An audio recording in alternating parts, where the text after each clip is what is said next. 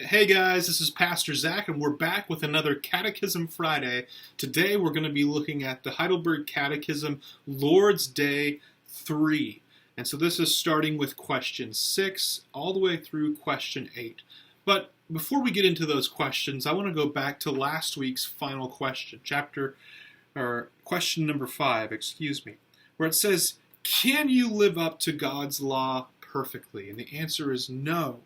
I have a natural tendency to hate God and my neighbor.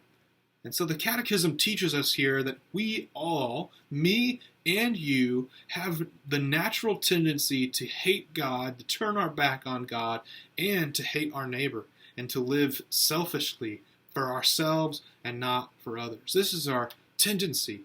And so in this week's Lord's Day, the questions we're going to be looking at now, the question is, well, how did things get this way? If we have a natural tendency to sin against God and against our neighbors, how did things get to be where they are now? It's sort of like when you walk into your living room and your siblings or maybe your friends are watching a movie without you. And you come into the room and the movie is already halfway over. Isn't that the worst? Just not knowing how the movie started or what the story is up to the point that you came into the room.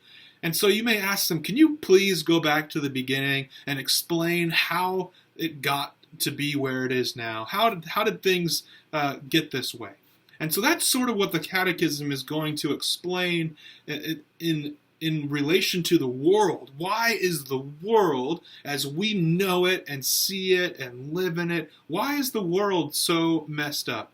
You know, you've probably been hurt by someone, you've probably been called something mean by a friend or by a sibling, and maybe you've gotten something stolen from you, or you've experienced somebody not sharing their nice things with you, and you maybe have felt sort of the pain of being in this world. And you maybe even know, even though you are young, you'll know that this world is not perfect. Things don't always go the way we want them to go, And so why is it, if God made this world, why is it so hard to live in it?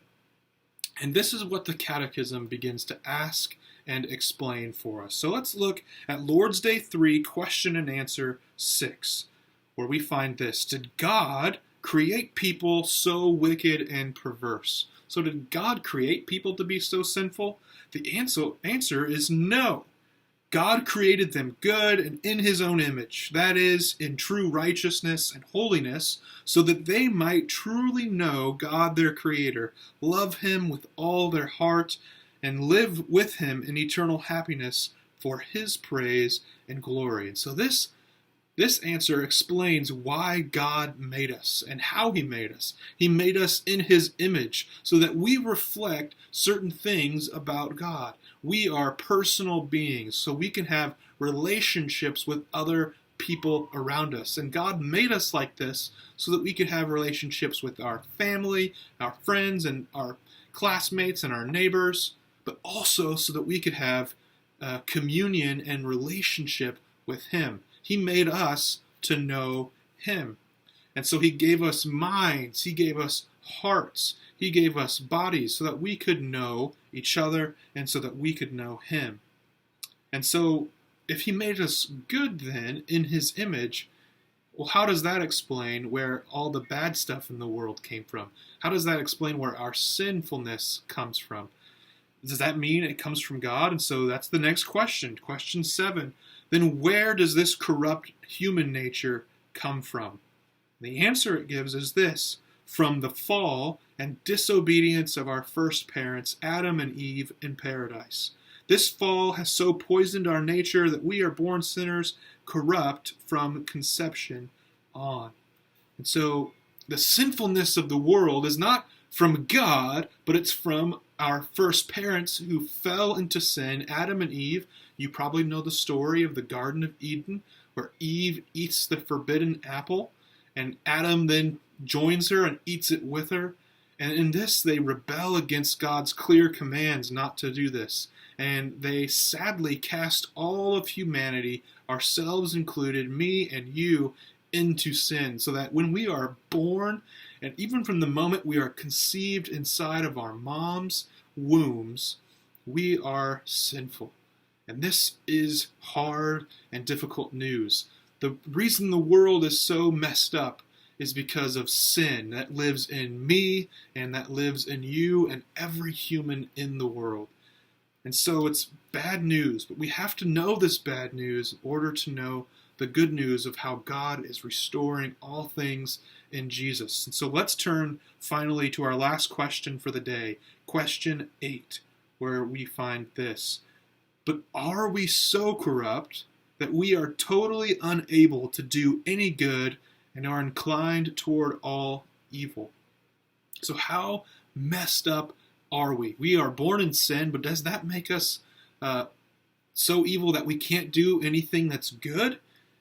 The answer may surprise you. The answer in the Catechism is yes, unless we are born again by the Spirit of God. And so if we are going to overcome the broken and sinful nature that we have inside of us, there's only one way to overcome it. Only one way for humans to overcome their sinful nature. And that is by being born again by the Spirit of God. This means that God makes us alive spiritually so that we can do good before Him. The book of Romans in chapter 14 tells us that anything that doesn't happen by faith in God is sin. So anytime we do anything without faith, it means that we are sinning, no matter how good of a thing that might be. And so the question is, well, how do we have faith? And the answer is that faith comes from God. God gives us faith, and in so doing, He makes us alive so that we can do truly good things for those around us. We can love Him and love our neighbors instead of hating Him and hating our neighbors. And so there's a lot of bad news in this week's catechism, learning where the mess of the world came from and how things got to be where they are today. And that mess comes from our own sin, the tendency that we all have, me and you, to sin against God and what He commands of us. But there's good news. There is hope. It's not like we're without any hope in the world. There's good news that you can be reborn, and that is by the Spirit of God. And so as we go in the weeks ahead, we'll begin to unpack this a little bit and learn more about this hope and about what we are called to do with the guilt and the sin that we have inside of us. So I hope you guys stay tuned and that you would be blessed by knowing that there is hope for you because God's Spirit is alive today. All right, I'll see you guys next week. Thanks for tagging along.